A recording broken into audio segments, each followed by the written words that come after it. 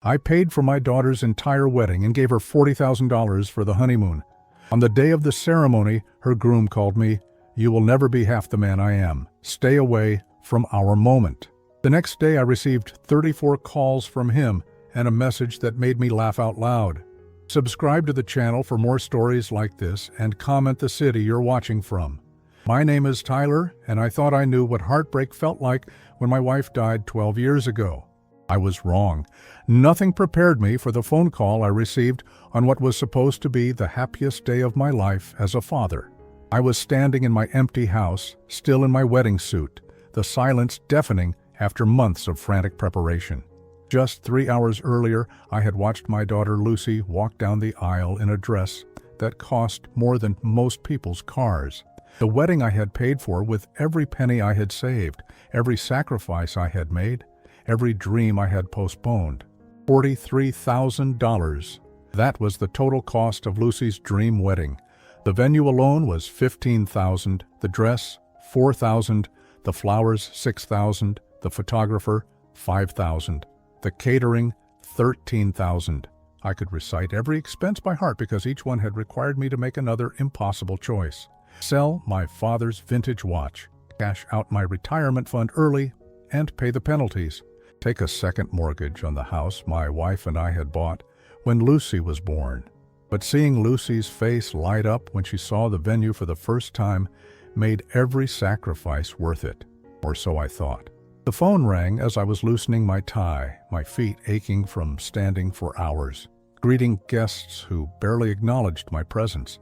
Most of them were Scott's family and friends, successful people who made me feel like the blue-collar mechanic I was. I had spent the entire reception watching my daughter from across the room, radiant in her happiness, while her new husband, Scott, commanded the attention of everyone around him. I almost didn't answer the phone. The caller ID showed Scott's name, and I figured he was calling to thank me, maybe to acknowledge, even briefly, what I had done to make their day perfect. I was tired, emotionally drained, but I picked up anyway. "Tyler?" His voice was cold, completely different from the polite tone he had used with me for the past year during wedding planning. "Scott, hey, how are you two doing? Getting ready for tomorrow's flight?" There was a pause, and then he laughed. Not a warm laugh. Something cruel and sharp that made my stomach tighten. "Let me tell you something, old man. You will never be half the man I am.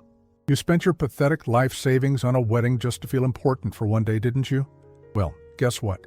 This is my wife now, my life now, and I don't need some washed-up mechanic trying to play daddy anymore. Stay away from our moment." The words hit me like a physical blow. I stood there, gripping the phone so hard my knuckles turned white, trying to process what I was hearing. "Scott, I don't understand. What are you talking about?" "I'm talking about you being exactly what you are. A nobody. Lucy married up, way up, and frankly, having you around is embarrassing." She agrees, by the way. "We both think it's better if you just step back, way back." I felt something break inside my chest, not just hurt, but something deeper. The foundation of everything I thought I knew about my relationship with my daughter, about the years of sacrifice, about what today was supposed to mean. "Is Lucy there? Can I talk to her?" "Lucy is busy being happy with her husband. You know, the successful one who can actually provide for her without having to sell his dead father's belongings." The reference to my father's watch was like salt in an open wound. How did he know about that? I had never told anyone except Lucy when I needed to explain why I was short on money for the wedding preparations.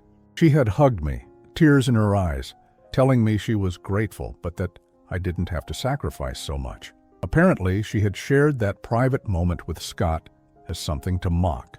"Look, Scott, I think maybe you've been drinking. This isn't like you to... This is exactly like me. You just never saw it because you were so busy throwing money around, trying to buy your way into being the important father figure. Well, the money's spent now, and we don't need you anymore. Don't call us for a while. Actually, don't call us at all."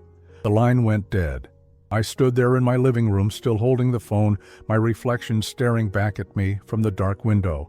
I looked old, worn out, like a man who had just given everything he had and been told it wasn't enough, that he wasn't enough.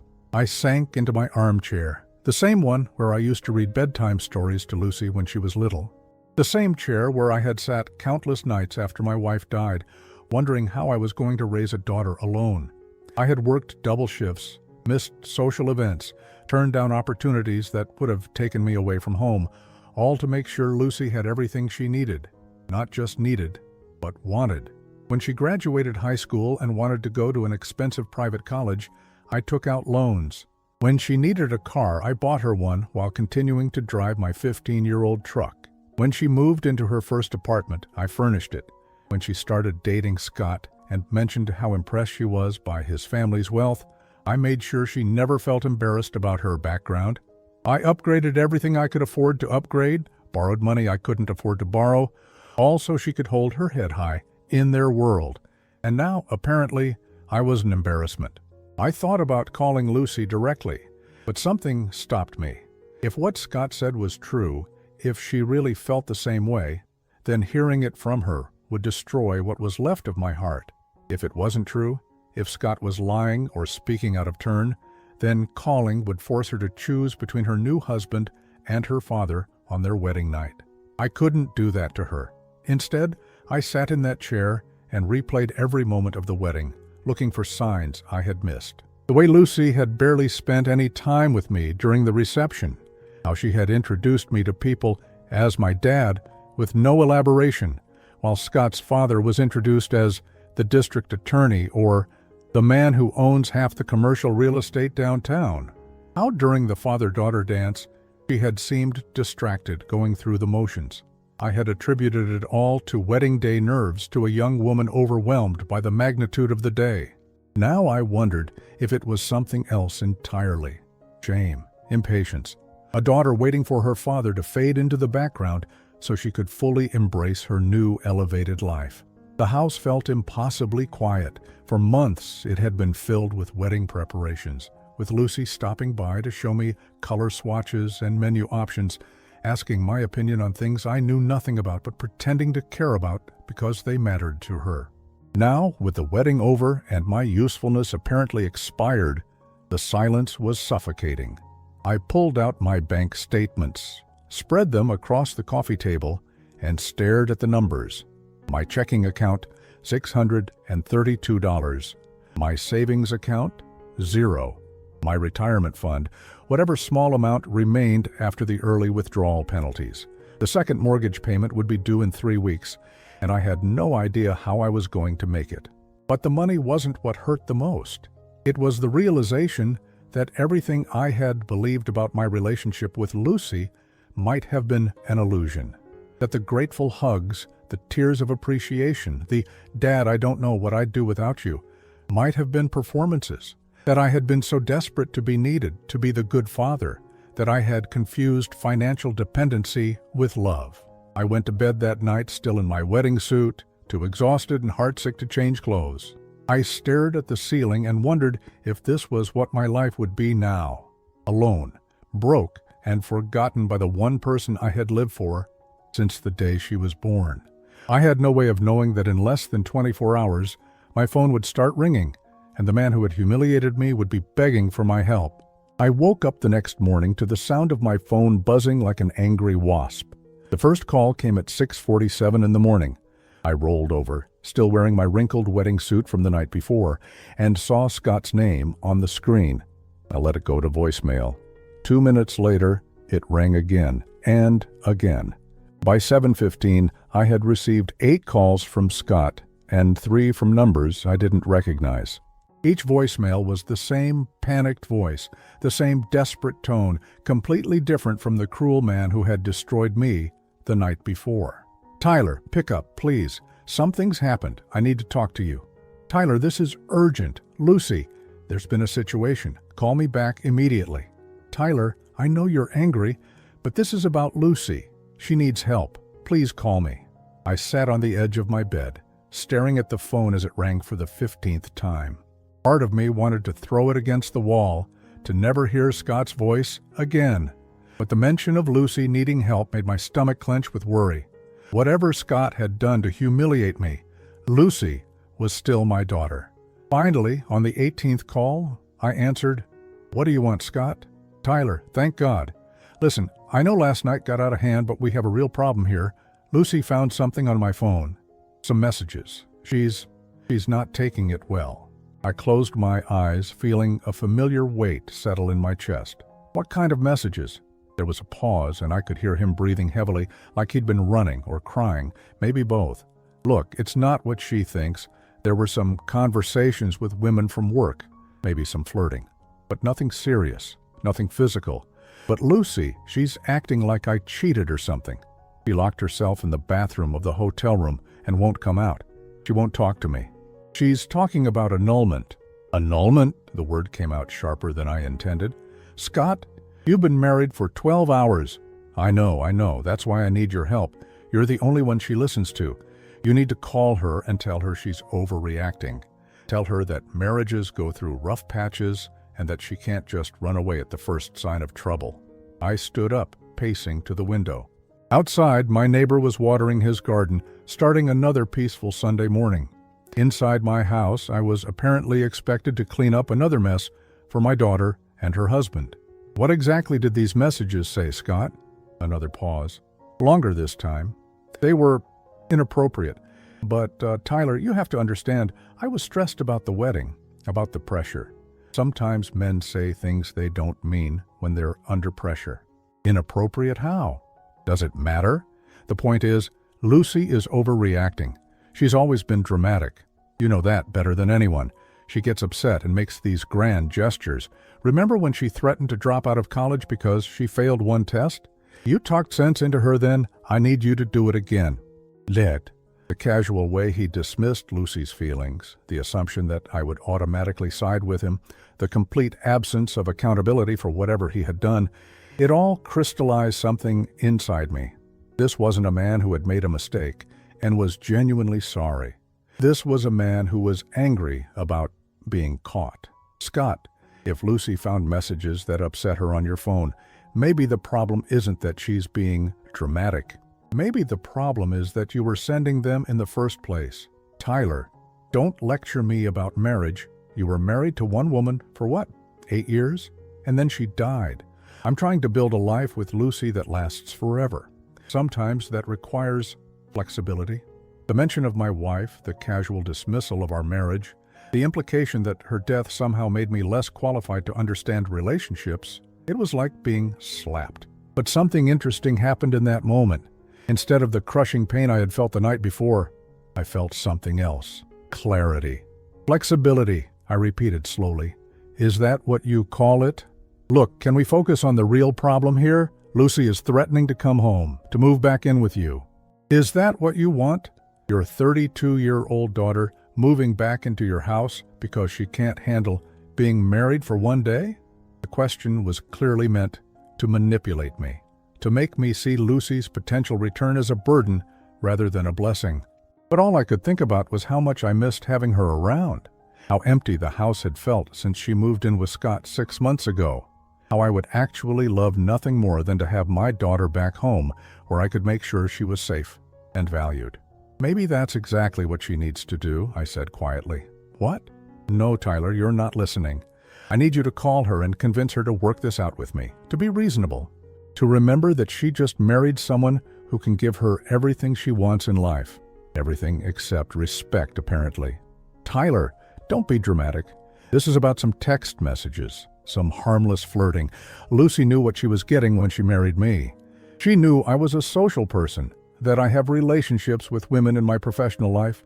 She can't expect me to become a monk just because we're married.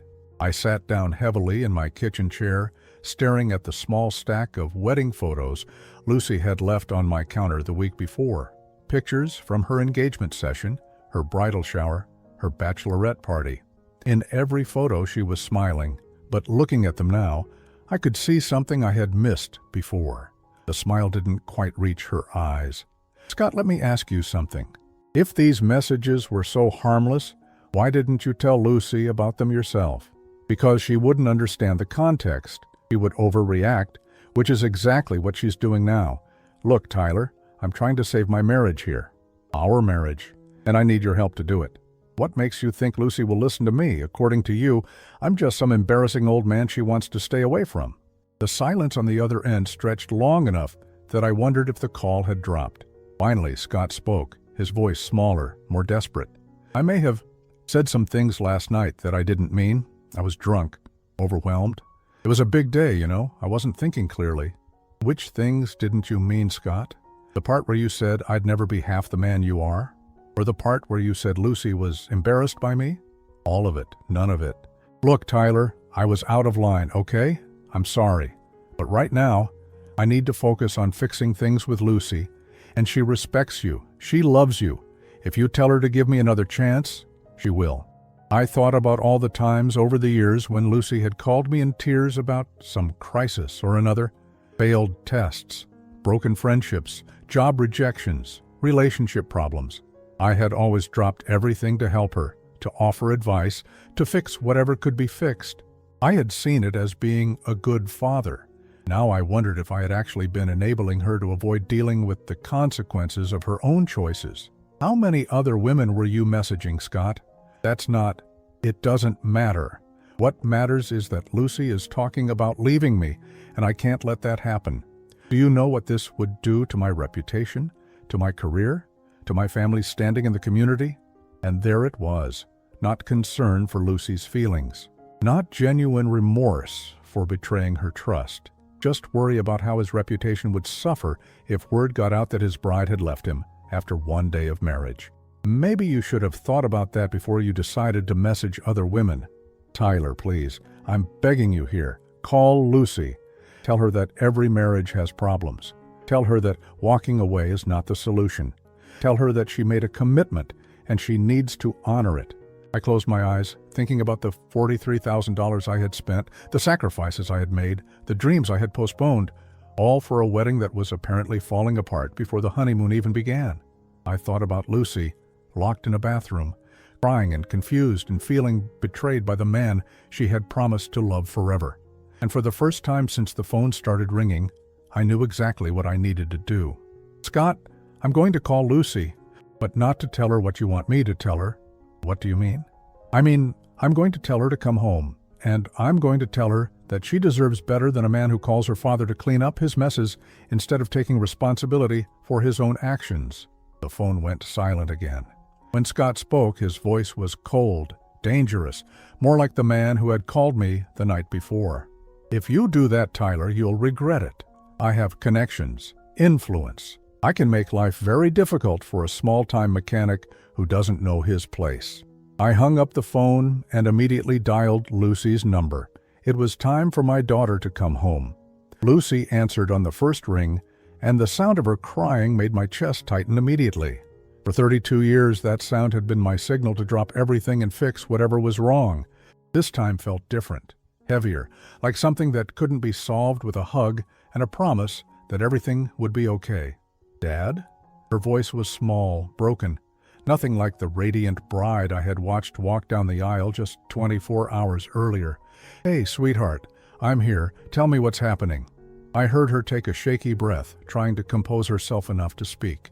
Did Scott call you? Did he ask you to convince me to go back to him? The question caught me off guard. Not because Scott had called, but because Lucy seemed to expect it, like she knew that Scott would run to me the moment their marriage hit trouble and that I would automatically take his side. He called, but I'm not calling to convince you of anything, Lucy. I'm calling to ask what you need. She was quiet for so long, I thought the connection had dropped. Finally, she spoke, her voice barely above a whisper. I found messages on his phone, Dad, not just one or two, dozens of them, with different women, some from work, some from dating apps that he apparently never deleted. Some of them, she paused, and I could hear her crying again. Some of them are from last week, while we were doing final fittings for the wedding dress. My hands clenched around the phone. Lucy, I'm so sorry. The worst part isn't even what he said to them, it's what he said about me, about us, about our family. Her voice cracked completely.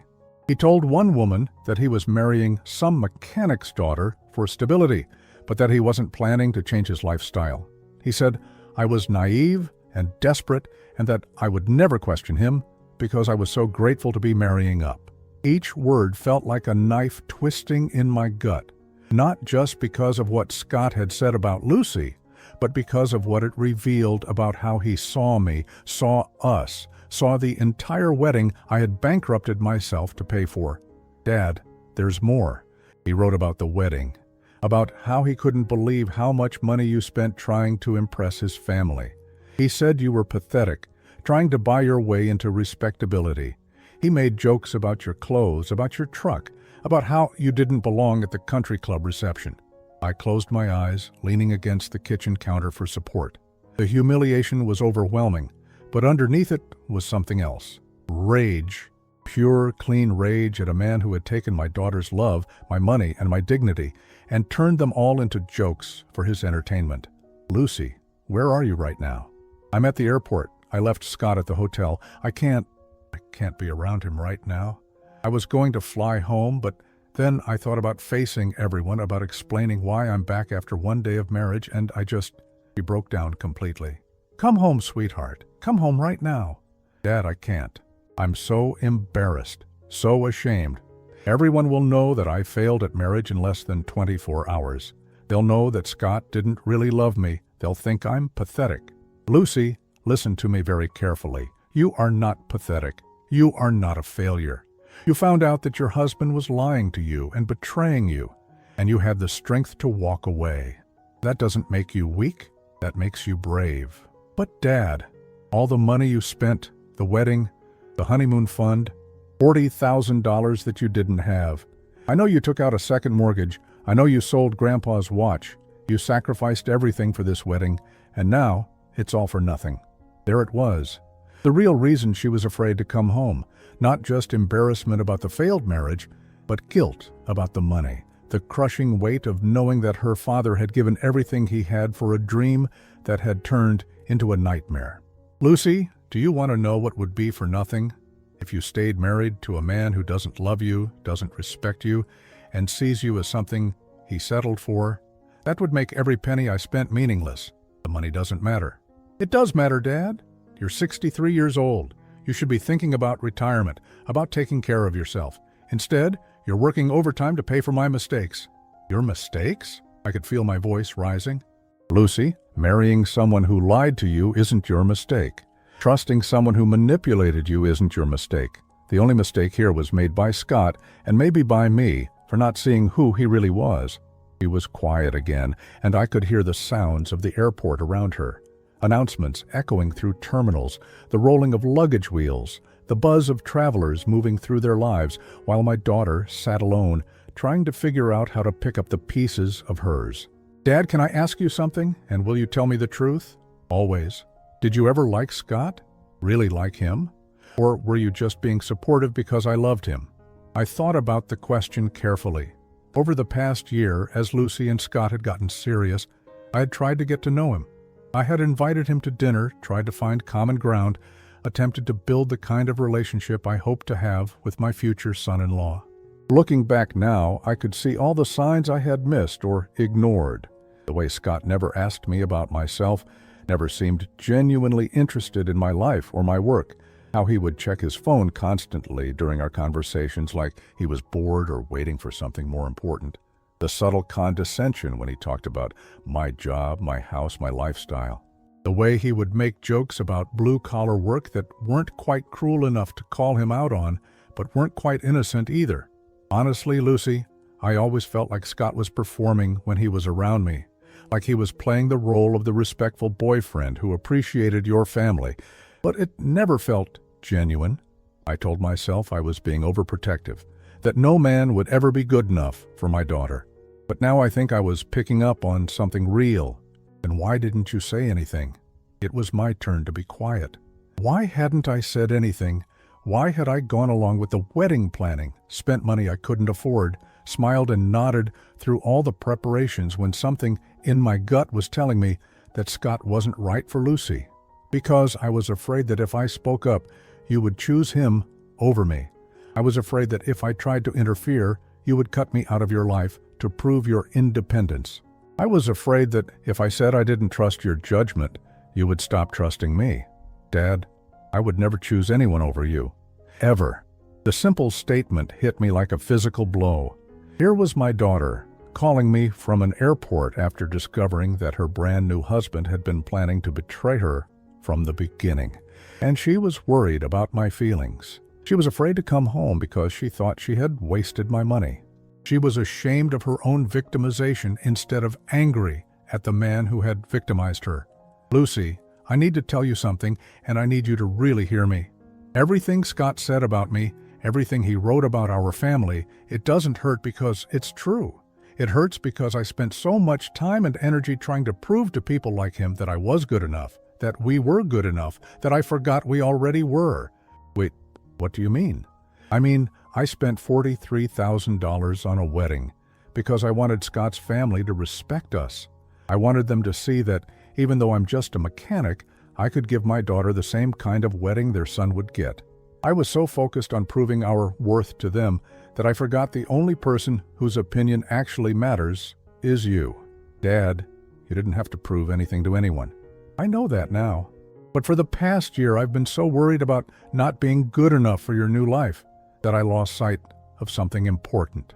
You chose to love me long before you chose to love Scott. You chose to value our relationship, to include me in your decisions, to make me a part of your future. That's not something I had to buy. That's something I earned by being your father. I heard her crying again, but this time it sounded different.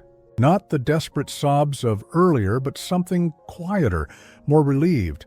I want to come home, Dad. I want to come home and figure out what happens next. Then come home. We'll figure it out together. What about Scott? He's going to keep calling. He's going to try to convince me to go back. He might even come to the house. I thought about Scott's threat on the phone, his promise to make my life difficult if I didn't help him get Lucy back. I thought about his connections, his influence, his family standing in the community. And then I thought about my daughter, sitting alone in an airport, afraid to face the world because the man who was supposed to protect her had betrayed her instead. Let him come, I said quietly. Let him call. Let him do whatever he thinks will work. Because I'm done being intimidated by people who think money and status make them better than us. And Lucy, I'm done protecting you from the consequences of other people's choices. It's time for you to see what you're really worth, and it's time for Scott to find out what happens when he messes with my family. Dad, what are you going to do? I looked around my kitchen, at the wedding photos still scattered on the counter, at the bills stacked neatly beside them, at the evidence of everything I had given up to make Lucy's dream wedding possible. And for the first time since Scott's cruel phone call the night before, I smiled. I'm going to teach you something I should have taught you a long time ago, sweetheart. I'm going to show you that the people who truly love you don't need you to be grateful. They don't need you to be perfect. And they sure as hell don't need you to settle for less than you deserve. Lucy came home that evening, walking through the front door with the same small suitcase she had packed for her honeymoon. She looked exhausted, older somehow, like the past 24 hours had aged her in ways that years of normal living couldn't. But there was something else in her eyes that I hadn't seen in a long time. A clarity that had been missing during all the wedding planning, all the stress of trying to fit into Scott's world. We sat at the kitchen table, the same place where we had planned her wedding budget, where we had addressed invitations, where we had discussed everything except the doubts that had been growing in both our hearts. Dad, I need to tell you something else about Scott. Something I should have told you months ago. I waited, hands folded on the table, giving her space to find the words. The messages weren't the only thing I found on his phone. There were financial records too. Screenshots of bank statements, investment accounts, property deeds. He had been researching you, Dad, researching our family's finances. My blood went cold. What do you mean researching? He knew exactly how much money you had in savings before we even got engaged. He knew about Mom's life insurance policy, about the equity in this house, about your retirement account. He had it all written down in a notes app on his phone, like he was keeping track of assets. I stared at her, trying to process what she was telling me. Lucy, how long had he been doing this? Based on the dates on the screenshots, since about 3 months after we started dating seriously. Dad, I think he targeted me because he thought our family had more money than we actually do. The pieces started falling into place. Scott's sudden interest in Lucy after what she had described as a lukewarm start to their relationship. His enthusiasm for an expensive wedding when Lucy had initially wanted something simple. His insistence that I, as the father of the bride, should pay for everything according to tradition, even when that tradition would clearly strain my finances. He thought the life insurance from Mom was more substantial than it was, Lucy continued, her voice getting smaller. He thought you owned the auto shop where you work instead of just being employed there. He thought this house was paid off instead of still having a mortgage. How do you know all this? Because he wrote it all down, like a business plan. He had calculations about how much money would potentially be available for investments, for upgrading our lifestyle, for his business ventures. Dad, he was counting on our family's financial support as part of his long-term planning. I felt sick to my stomach, not just from the betrayal, but from the realization of how completely I had been manipulated. Every conversation Scott had initiated about the wedding budget, every suggestion for upgrades and additions, every comment about how important it was to make a good impression on his family, it had all been calculated. He had known I would stretch myself financially because he had researched exactly how far I could be stretched. "There's more," Lucy said quietly. In some of his messages to other women, he talked about his marriage as a business arrangement. He said I was investment potential, and that once he had access to family assets, he could start taking the financial risks he wanted to take with his career. What kind of risks? Leaving his corporate job to start his own consulting firm, buying rental properties, making aggressive stock investments, all with money he expected to get from you, from us.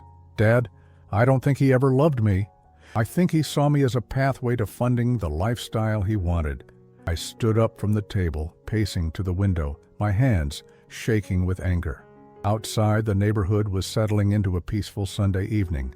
Inside my kitchen, I was learning that my daughter's marriage had been a financial scam from the very beginning. "Lucy, when did you first realize something was wrong?" She was quiet for a long moment, staring down at her hands. I think I always knew, on some level. But I told myself I was being paranoid, that I was sabotaging my own happiness because I was afraid of commitment. Every time something felt off, I made excuses for it. What kind of things? The way he would steer conversations toward money, how he always wanted to know details about your work, about the house, about our family's financial situation, how he would get irritated when you drove your old truck to meet us for dinner instead of something newer. How he would make jokes about blue-collar workers that felt like he was testing to see if I would defend you or laugh along.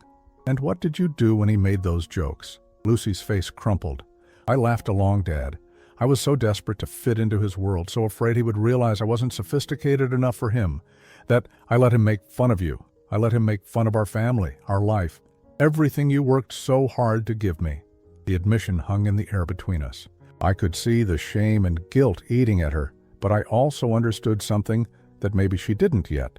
Lucy hadn't betrayed me by laughing at Scott's jokes. She had betrayed herself by pretending to be someone she wasn't, to keep a man who was never worthy of her in the first place. "Lucy, can I ask you something? And I want you to be completely honest." She nodded. "Did you want to marry Scott, or did you want to marry the life you thought he could give you?" She closed her eyes, tears spilling down her cheeks. I wanted to not be Tyler the mechanic's daughter anymore. I wanted to be somebody important, somebody respectable. I wanted to live in a nice house and join the right clubs and never worry about money. I wanted to be the kind of woman who belonged in Scott's world. And did you think I wasn't good enough to be part of that world? No, Dad, that's not. She stopped, reconsidering. Maybe I was afraid that if Scott's family really got to know us, they would see that we didn't belong, that you didn't belong, and then Scott would realize he had made a mistake. I sat back down at the table, reaching across to take her hands. "Lucy, let me tell you what I see when I look at our life. I see a man who worked 2 jobs to send his daughter to college without debt. I see a family that owns their home, pays their bills, and takes care of each other. I see a father who taught his daughter to be independent, to work hard, and to value substance over appearance. I see people who have nothing to be ashamed of.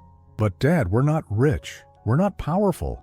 We don't have connections or influence or any of the things that make people important. According to who? According to Scott? According to his family?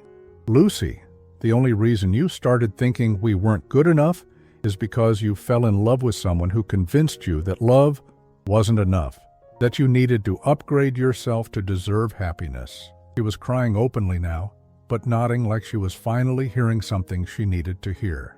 I have been thinking about this all afternoon, I continued, and I've made some decisions, big ones. And I need you to understand what I'm about to do because it's going to affect both of us. Lucy looked up, wiping her eyes. What do you mean? I mean I'm done. I'm done trying to prove that we're good enough for people who will never think we are. I'm done spending money I don't have to impress people who don't respect me anyway. I'm done sacrificing my future to fund other people's dreams. Dad, what are you saying? I took a deep breath, knowing that what I was about to say would change everything between us, but also knowing that it was long overdue. I'm saying that for the first time in your adult life, you're going to have to figure out your problems without me writing a check to make them go away. I'm saying that I'm not going to pay for your divorce lawyer or help you move into a new apartment or cover your living expenses while you get back on your feet. I'm saying that you're 32 years old, and it's time for you to learn that your worth isn't determined by how much money I can spend on you. Lucy stared at me, shocked. Dad, I don't understand. Are you punishing me? No, sweetheart, I'm not punishing you. I'm freeing you, and I'm freeing myself. For years, I have been so afraid of you struggling, so terrified of you being disappointed or unhappy, that I have prevented you from learning how to solve your own problems. I have made you dependent on me instead of helping you become independent. But I don't know how to handle this alone. The divorce, the money Scott spent on the honeymoon, the deposits that won't be refunded, the embarrassment of telling everyone what happened. Then you'll figure it out. The same way I figured out how to raise a daughter alone when your mother died. The same way I figured out how to pay for your college, your car, your apartment, and your wedding. You'll figure it out because you have to, and because you're stronger than you think you are. Lucy looked panicked. Dad, please don't abandon me. Not now. I need you. I'm not abandoning you, Lucy. I'm still your father. I still love you more than life itself. But I'm not your bank anymore. I'm not your safety net anymore. I'm not the person who swoops in to fix everything when your choices don't work out the way you hoped. Tim, so what am I supposed to do? Where am I supposed to live? How am I supposed to pay for everything? You're going to get a job. You're going to find an apartment you can afford. You're going to handle your own divorce proceedings. You're going to face the embarrassment and the gossip and the judgment, and you're going to survive it. Because that's what adults do. And what about Scott?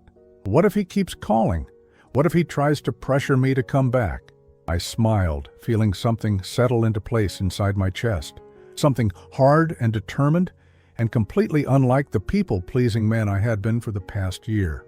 Scott is going to discover that neither of us is available to clean up his messes anymore, and if he wants to keep playing games, he's going to learn that some people are much better at them than he is.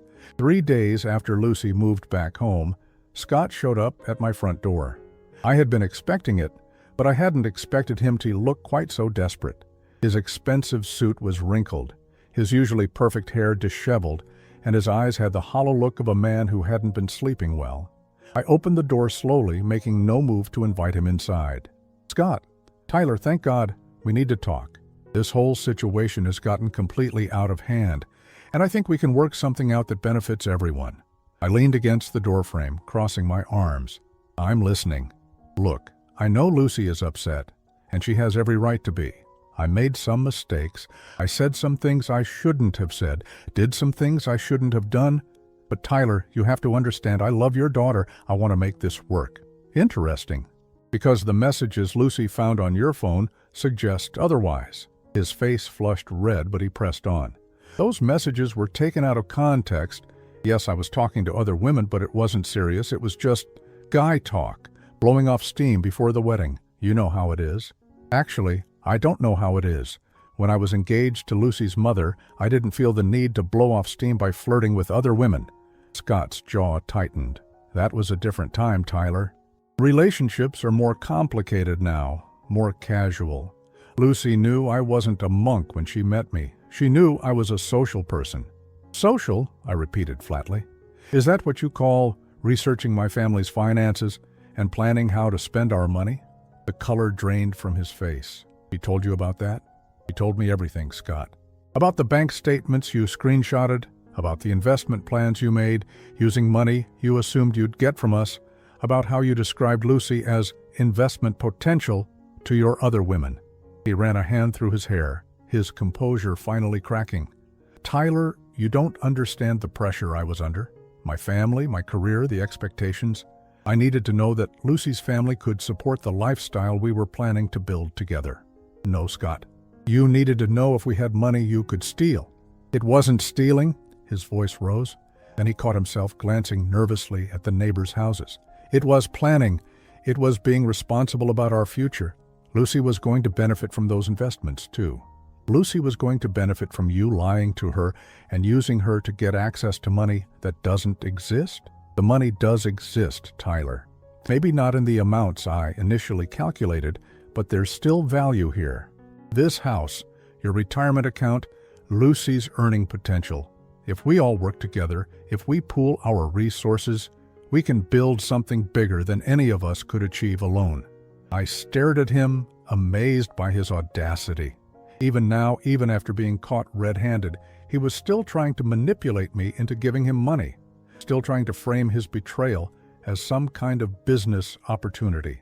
Scott, let me be very clear about something. There is no we. There is no pooling of resources. There is no working together. Lucy is divorcing you, and neither of us owes you a single penny. His expression hardened. Tyler, I don't think you understand what you're dealing with here. I have connections in this city, influential people who can make life very difficult for a small-time mechanic who doesn't know his place. There it is, I said quietly, the real Scott. Not the charming young man who convinced my daughter to marry him, but the entitled brat who threatens people when he doesn't get his way. I'm not threatening you, Tyler. I'm explaining reality. You think you can just walk away from this?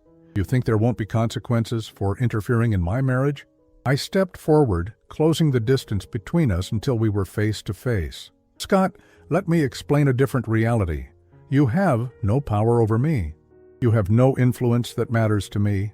You have no way to hurt me that could possibly be worse than watching you destroy my daughter's happiness. Tyler, you're making a mistake. A big one. If you don't convince Lucy to come back, if you don't help me fix this marriage, I will ruin you. I will make sure everyone in this town knows what kind of father you really are. How you raised a daughter who can't commit to anything, who runs home to daddy the moment adult life gets complicated. I smiled, feeling a strange sense of peace settle over me. Go ahead, Scott. Tell everyone. Tell them that Lucy had the strength to walk away from a man who was betraying her. Tell them that when she needed help, her father was there for her. Tell them that we value honesty and respect more than money and status. I'm not ashamed of any of that. Scott's face twisted with rage. You pathetic old man. You think you're protecting Lucy, but you're destroying her future. I could have given her everything. A beautiful house, financial security, social standing. And you're going to let her throw it all away to move back into this dump with her loser father? This dump, I said evenly, is where Lucy learned that love doesn't come with conditions. That respect isn't something you have to buy. That family means showing up when things get hard, not just when they're convenient.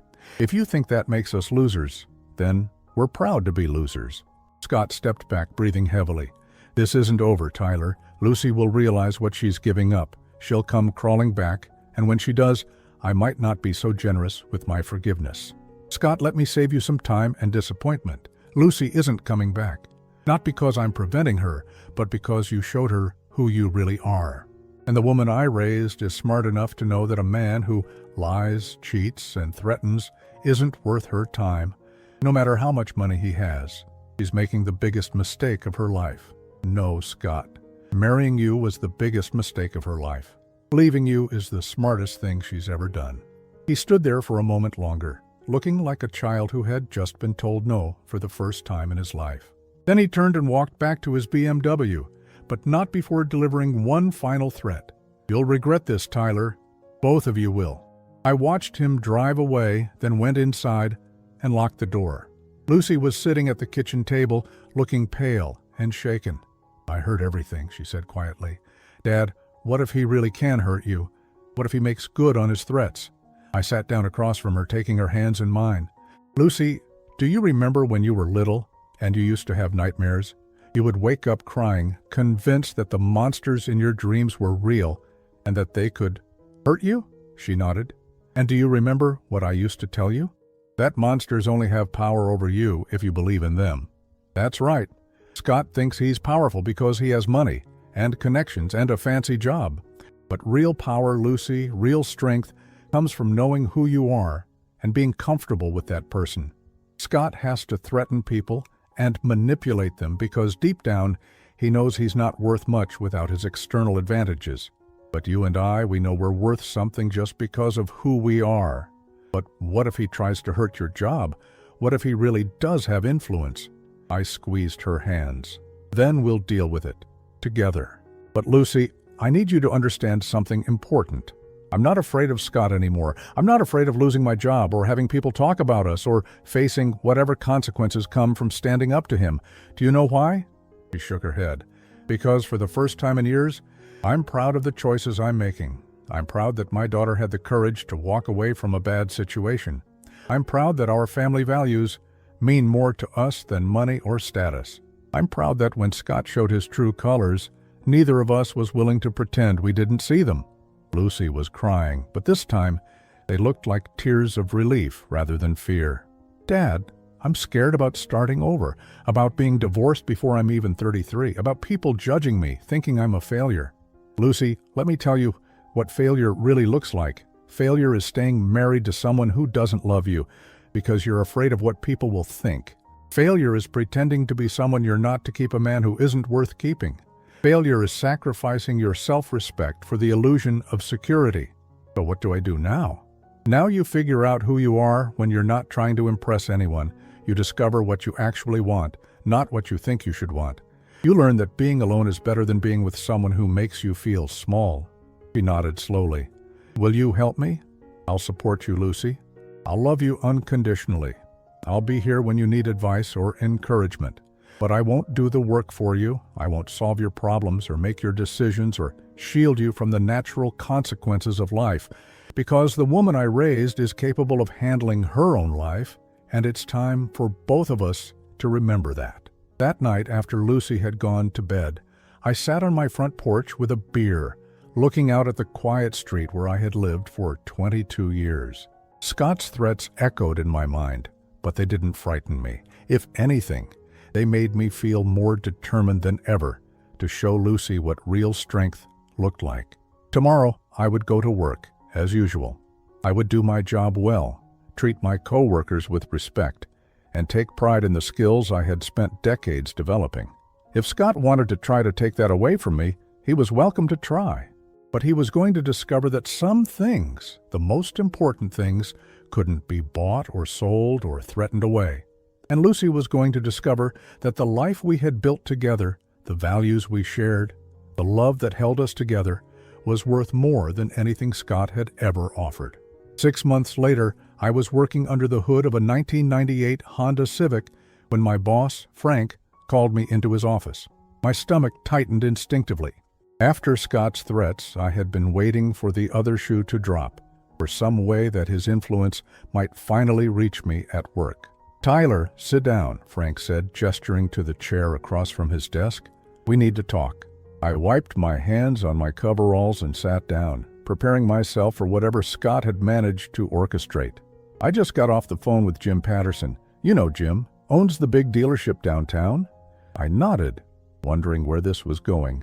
Well, Jim's looking for someone to run his service department, someone with experience, someone his customers trust, someone who knows how to manage a team. He asked me if I knew anyone, and Tyler, I immediately thought of you. I blinked, not sure I had heard correctly. Frank, what are you saying?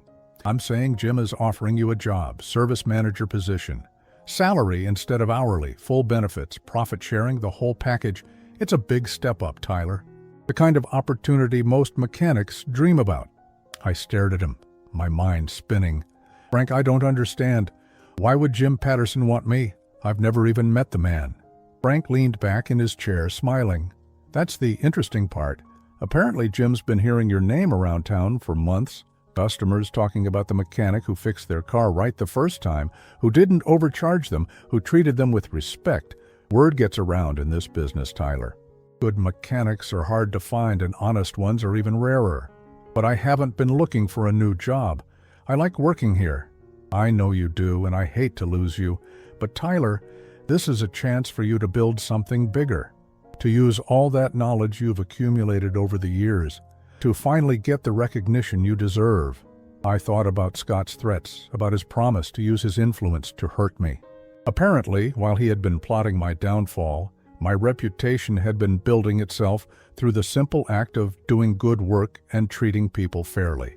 Can I think about it? Of course. But don't think too long. Jim wants to meet with you this week if you're interested. I went home that evening with my head still spinning. Lucy was in the kitchen cooking dinner, something she had started doing regularly since moving back home. Not because I expected it, but because she said it helped her feel useful while she figured out her next steps. "Dad, you look like you've seen a ghost. What's wrong?" I told her about the job offer, about Frank's conversation, about the opportunities that apparently existed that I had never even considered. "Dad, that's amazing. Why do you look so worried?" "Because I keep waiting for the catch, for the way that Scott's threats are finally going to materialize. This seems too good to be true." Lucy set down her spatula and turned to face me. "Dad, has it occurred to you that maybe this has nothing to do with Scott? That maybe you've earned this opportunity through 30 years of hard work and integrity?" I hadn't considered that. For months, I had been so focused on protecting myself and Lucy from Scott's influence that I had forgotten that I had my own reputation, my own relationships, my own value, that existed completely independent of his opinion of me. "You know what I think," Lucy continued. "I think Scott was so busy trying to tear you down that he forgot you were already building something up. All those years of treating customers fairly, of doing honest work, of being someone people could trust. That doesn't just disappear because some entitled jerk decides he doesn't like you." "Lucy, what if I take this job and Scott finds a way to sabotage it? What if his family's connections reach that far?" She walked over and sat down across from me at the table. "Then we'll deal with it. But Dad, you can't spend your whole life afraid of what Scott might do. He's not nearly as powerful as he thinks he is, and even if he was, that's no reason to turn down opportunities you've earned." 3 days later, I met with Jim Patterson. He was a straight-talking man in his 60s, someone who had built his dealership from nothing and understood the value of people who took pride in their work. "Tyler, I'm not going to beat around the bush," Jim said as we sat in his office overlooking the service bay. "I need someone who can run my service department like their own business. Someone who understands that repeat customers are worth more than quick profits. Someone who can train younger mechanics not just to fix cars, but to treat people right." "Mr. Patterson, can I ask how you heard about me?" Jim smiled. "Tyler, in this business, reputation is everything. I've had at least a dozen customers over the past year tell me they wish all mechanics were like Tyler from Frank's shop. That's not advertising. You can buy. What happened to your current service manager? Retirement? And between you and me, he'd been coasting for the past few years. My service department has gotten a reputation for overcharging and under-delivering. I need someone to turn that around, to make my customers trust us again." We talked for another hour about the job responsibilities, the salary, the benefits package. Everything Jim described sounded like a dream I had never dared to have. Financial security, respect, the opportunity to build something lasting. "Tyler, I'll be honest with you. This job comes with challenges. You'll be dealing with customers who've been burned before, mechanics who are set in their ways, and the constant pressure to balance profitability with honesty. Are you up for that?" I thought about everything I had learned over the past 6 months, about standing up to Scott, about setting boundaries with Lucy, about the difference between being respected and being liked. "Mr. Patterson, I've spent the last 30 years learning how to fix things that are broken. I think I'm ready to try fixing something bigger." He smiled and extended his hand. "When can you start?" That evening, Lucy and I celebrated with takeout Chinese food and cheap wine. As we sat at the kitchen table, surrounded by the comfortable familiarity of our small house, Lucy raised her glass. "To new beginnings," she said. "To new beginnings," I echoed. clinking my glass against hers. "Dad, can I tell you something?" "Always." 6 months ago, I was so ashamed of who we were. I thought we needed to be different, better, more impressive. But watching you these past months, seeing how you handled Scott, how you handled me, how you handled all of it with such dignity, I realize I had it backwards." "What do you mean?" "I mean, Scott was the one who should have been trying to impress us. He was the one who should have been grateful to be part of our family. We didn't need to change to deserve him. He needed to change to deserve us." I felt tears prick at my eyes. "Lucy, you've grown up a lot these past 6 months. I had to. You stopped protecting me from reality, and reality turned out to be a lot less scary than I thought it would be. And how are you doing?" "Really doing?" Lucy smiled, and for the first time in months, it reached her eyes completely. "I'm doing great, Dad. I got a job I actually like instead of one that just sounded impressive. I'm living within my means instead of trying to keep up with people I don't even respect. I'm dating someone who thinks having a mechanic for a father-in-law would be pretty cool. And most importantly, I'm not afraid anymore." "Afraid of what?" "Afraid of being myself. Afraid of people not liking me. Afraid of not being good enough. I spent so much energy trying to be someone I thought other people would approve of that I forgot to figure out who I actually was." "And who are you, Lucy?" She grinned. "I'm Tyler's daughter, and I'm proud of that." 3 months later, Scott's BMW broke down on the interstate. By pure coincidence, the tow truck brought it to Patterson Automotive, where I was now the service manager. I was reviewing work orders when I saw his name on the schedule. Part of me wanted to assign his car to one of the other mechanics, to avoid the confrontation entirely. But a bigger part of me was curious to see how he would handle finding me in a position of authority at the dealership his family had probably been using for years. Scott walked into the service bay looking every bit as arrogant as he had 6 months earlier, but when he saw me, his face went white. "Tyler? What are you doing here?" "I work here, Scott. I'm the service manager." "I understand you're having some trouble with your car." He looked around nervously, as if he expected someone to rescue him from the situation. Yes. The engine light came on, and it started making noise on the highway." "Well, let's take a look and see what we can do for you." I assigned his car to my best diagnostic technician and had them run a complete check. The problem turned out to be serious but fixable, the result of deferred maintenance and driving habits that prioritized performance over care. When Scott came back for the estimate, I handed him the paperwork with the same professional courtesy I showed every customer. "Your transmission is failing, Scott. It's repairable, but it's going to cost about $4,000. The alternative is replacement, which would run closer to $8,000. $4,000? His voice cracked. "Tyler, come on. We know each other. Can't you work with me on this?" I looked at him calmly. "Scott, I give every customer the same fair price for quality work. I don't overcharge people, and I don't give special discounts based on personal relationships." "Personal relationships?" He laughed bitterly. "Tyler, you ruined my marriage. You turned Lucy against me. The least you can do is help me out with my car." "Scott, I didn't turn Lucy against you. You did that yourself when you decided to lie to her, cheat on her, and treat her like a business investment instead of a wife." He leaned across the counter, lowering his voice. "You know what I think, Tyler. I think you were jealous of what I could give Lucy. I think you couldn't stand that she was moving up in the world, leaving you behind." I smiled, feeling no anger, no hurt, just a kind of amused pity for a man who still didn't understand what had really happened. "Scott, Lucy didn't move up in the world when she married you. She moved sideways, into a world that was shinier but not better. When she left you, that's when she moved up. She moved up to being with people who valued her for who she was, not what she could do for them." "This isn't over, Tyler. Actually, it is. Your car will be ready in 3 days. You can pay when you pick it up. Have a nice day, Scott." As I watched him leave, I realized that Scott's threats no longer had any power over me. Not because I had defeated him, but because I had finally understood that his opinion of me had never mattered in the first place. That evening, I called Lucy to tell her about Scott's visit. "How do you feel about it?" she asked. "Honestly, I feel sorry for him. He's still the same person he was 6 months ago, still trying to manipulate and threaten his way through life. But we've changed. We've grown. We've become people who can't be manipulated anymore. Dad, I have news too. David proposed. David was the man Lucy had been dating for the past 2 months. A teacher who had fallen in love with her laugh, her intelligence, and her kindness. Someone who thought our family story was inspiring rather than embarrassing. Lucy, that's wonderful. Are you happy? I'm so happy, Dad. And this time, I know it's real. David loves me exactly as I am. He's excited to have you as a father-in-law.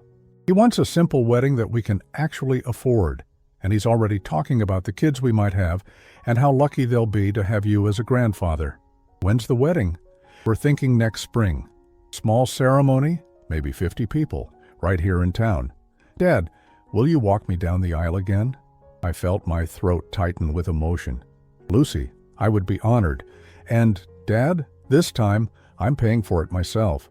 As we hung up, I sat in my living room, looking around at the house that Scott had called a dump, the life he had called pathetic, the family he had seen as an obstacle to overcome. And I realized that everything he had tried to take from us, everything he had tried to make us ashamed of, was actually everything we had needed to be proud of all along. The next morning, I went to work at a job I loved, in a place where I was respected, building something that would last long after people like Scott had moved on to their next schemes.